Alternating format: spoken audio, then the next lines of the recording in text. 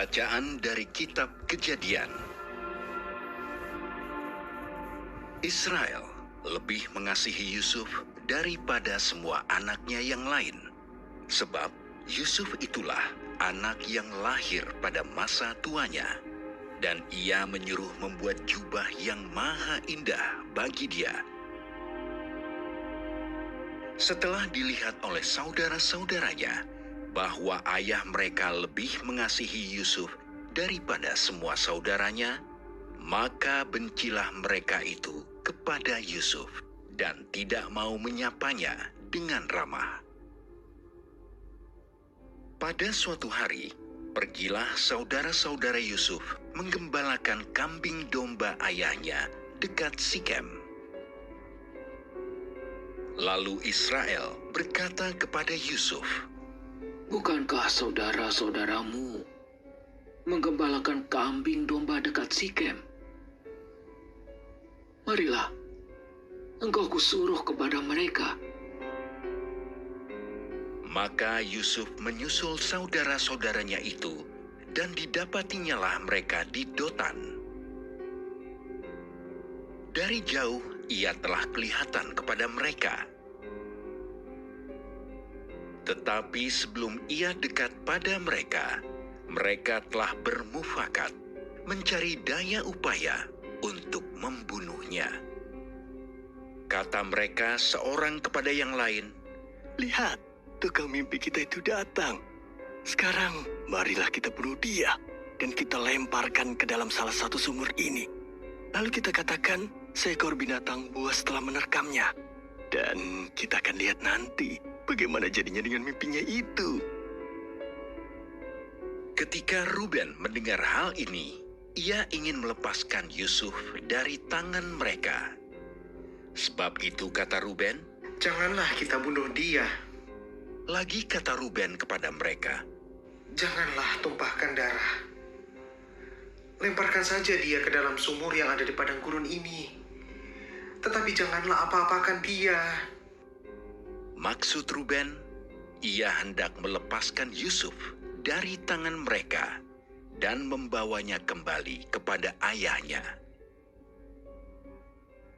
Baru saja Yusuf sampai pada saudara-saudaranya, mereka pun menanggalkan jubah Yusuf, jubah maha indah yang dipakainya itu.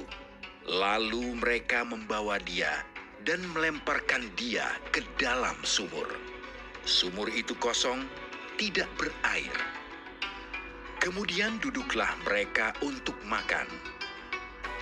Ketika mereka mengangkat muka, kelihatanlah kepada mereka suatu kafilah orang Ismail yang datang dari Gilead dengan untanya yang membawa damar, balsam, dan damar ladam. Mereka sedang dalam perjalanan mengangkut barang-barang itu ke Mesir.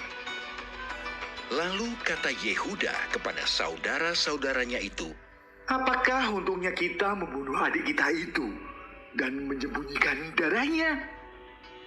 Marilah kita jual dia kepada orang Ismail ini. Tetapi janganlah kita apa-apakan dia, karena ia saudara kita, darah daging kita." Dan saudara-saudaranya pun mendengarkan perkataannya itu. Ketika saudagar-saudagar Midian itu lewat, Yusuf diangkat ke atas dari dalam sumur itu. Kemudian dijual kepada orang Ismail itu dengan harga 20 shikal perak.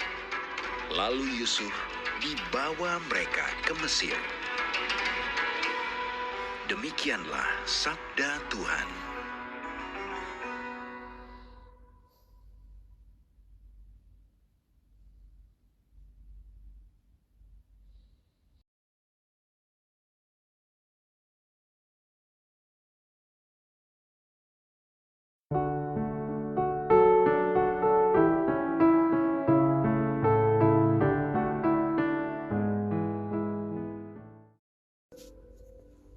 Inilah Injil suci menurut Matius. Sekali peristiwa, Yesus berkata kepada imam-imam kepala serta tua-tua bangsa Yahudi Dengarkanlah perumpamaan ini. Seorang tuan tanah membuka kebun anggur dan menanam pagar sekelilingnya. Ia menggali lubang tempat memeras anggur dan mendirikan menara jaga di dalam kebun itu. Kemudian, ia menyewakan kebun itu kepada penggarap-penggarap, lalu berangkat ke negeri lain. Ketika hampir tiba musim petik, ia menyuruh hamba-hambanya kepada penggarap-penggarap itu untuk menerima hasil yang menjadi bagiannya. Tetapi para penggarap menangkap hamba-hambanya itu. Yang seorang mereka pukul, yang lain mereka bunuh, dan yang lain lagi mereka lempari dengan batu. Kemudian tuan itu menyuruh pula hamba-hamba yang lain lebih banyak daripada yang semula. Tetapi mereka pun diperlakukan sama seperti kawan-kawan mereka. Akhirnya, tuan itu menyuruh anaknya kepada mereka. Pikirnya, anakku pasti mereka segani. Tetapi, ketika para penggarap melihat anak itu, mereka berkata kepada yang lain, "Ia adalah ahli waris. Mari kita bunuh dia, supaya warisannya menjadi milik kita." Maka mereka menangkap dia dan melemparkannya keluar kebun anggur itu, lalu membunuhnya.